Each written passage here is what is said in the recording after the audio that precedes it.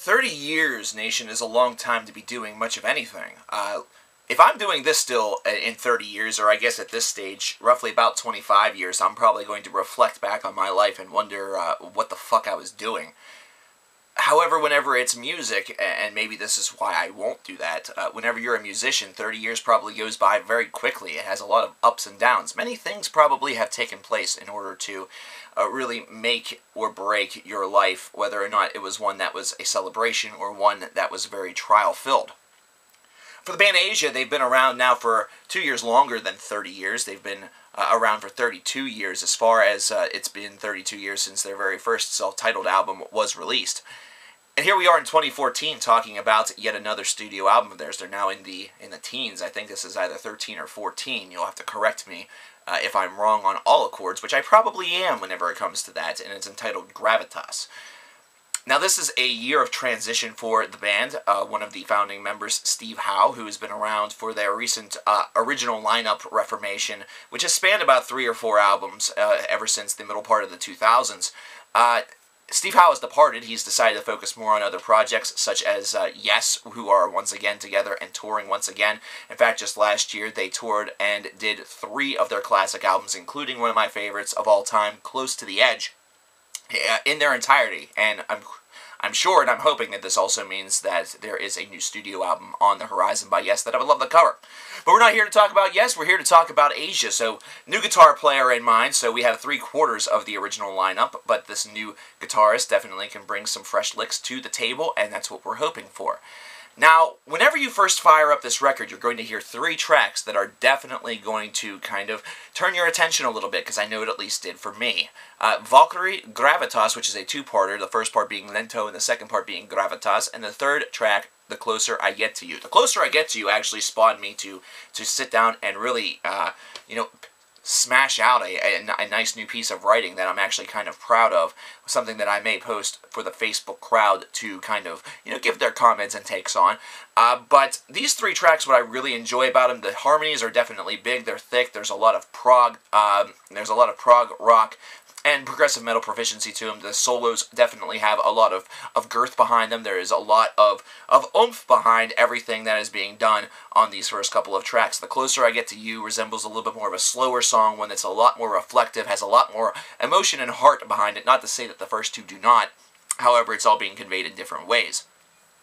The harmonies on Valkyrie are definitely the one thing that instantaneously gravitated me further into this album. It's like one of those things that whenever you haven't covered a band for for a channel such as this, the first track definitely is very critical in formulating an initial opinion, your first impression, so to speak. And right whenever I started to hear the harmonies throughout the chorus portions of this song, and also whenever I heard the melodic nature of this track and the way in which it was constructed, it instantly reminded me of great prog rock tracks and prog rock bands such as Marillion. It also gave me, some flashes to other greats as well, including Kansas. And there is a keyboard portion that you hear on Gravitas that reminded me a lot of a familiar face, a Jordan Rudess from Dream Theater, who is not on this record. However, the tone definitely bore some similarity, which certainly was, it was almost like a familiar reference point that was very nice. That being said, whenever I continued on with this album, it was something where it felt like a lot of that fire and a lot of that drive just seemed to fade quite a bit. Those 3 tracks really presented themselves with a high degree and a high register of youthful ambition, not to mention with a high degree of just prog sensibility. It definitely was very well constructed and did its best to, even though it was treading the water of being rather conventional as opposed to being over the top and very groundbreaking, it still had enough of a sensibility to it where it was able to sound fresh, feel fresh, and just really be construed as very powerful stuff. This was good, a good opening trio of tracks.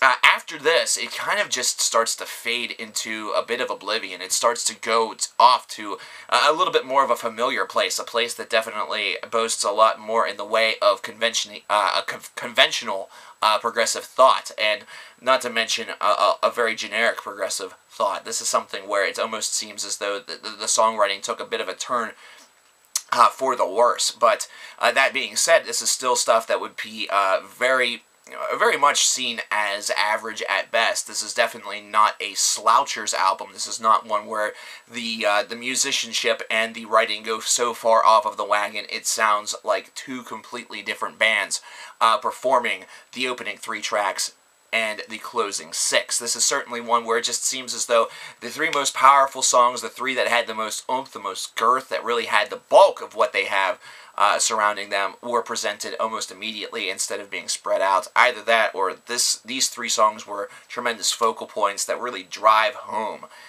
this album, and you kind of get them right bang, bang, bang at the start, as opposed to having anything with a lot of that substantial, refreshing feeling being present later on. And I'm not trying to take a stab at the guys in Asia. I'm not trying to take a stab at anybody, really, because Asia has been around for 32 years. They have produced some major hits that are definitely still beloved by a lot of individuals today. Heat of the Moment is certainly one that comes to mind almost instantaneously for anybody who hears the band named Asia.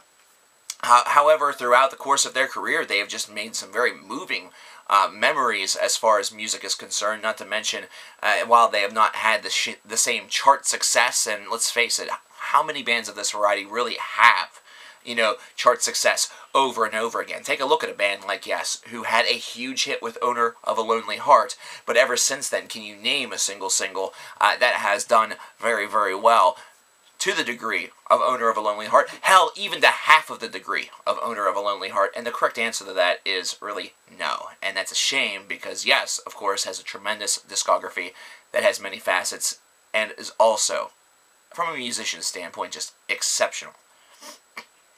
This is an album, however, that I feel just kind of wears itself out with everything that is really extremely 100% positive about it being really present right there at the get-go. I feel that everything else is almost moving at a bit of a slower pace, a 75 to 80% powerful rating. If you really want to go with ratings within a review, which is a rating, whoa, that's kind of how it feels. It feels as though there's a little less inspiration there. Russian Dolls definitely is able to conjure up a little bit of inspiration. Love the lyrics of this, and I really enjoyed the Russian theme on here, but it just seems as though the overall powerfulness that was conjured up by the opening trio of tracks, the opening third of this album, really is not one that is replicated throughout the remaining 2/3, which is really a shame, because this had a lot of potential to be a true 2014 treasure, but instead it feels almost like a bit of a lie.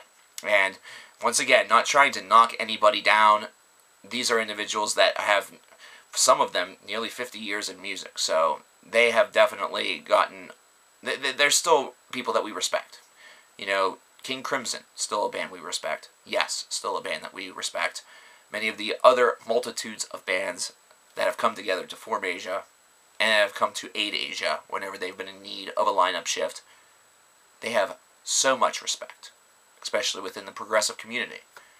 This is an album that I feel just kind of falls a little bit flat. It kind of falls off the wagon as it continues, and as a result of that, I have to give it just a 70 out of 100. 3 tracks do not make a terrific album. It is, however, one that does encourage me as a listener to continue to listen to that trio of tracks, that trinity of tracks, if you will, over and over again throughout the course of the year. This is definitely something where a progressive, if I did a coverkillernation awards, the Cover Killer Awards, I would definitely have to vote either Valkyrie or The Closer I Get to You as potentially Progressive Rock Song of the Year, because it has that much power behind it, and just really is very, very solidly done. What did you guys think about this album? What did you think of Asia's Gravitas? What do you think of Asia in general? Let me know in the comments, and I will get to you guys next time. I will see you then.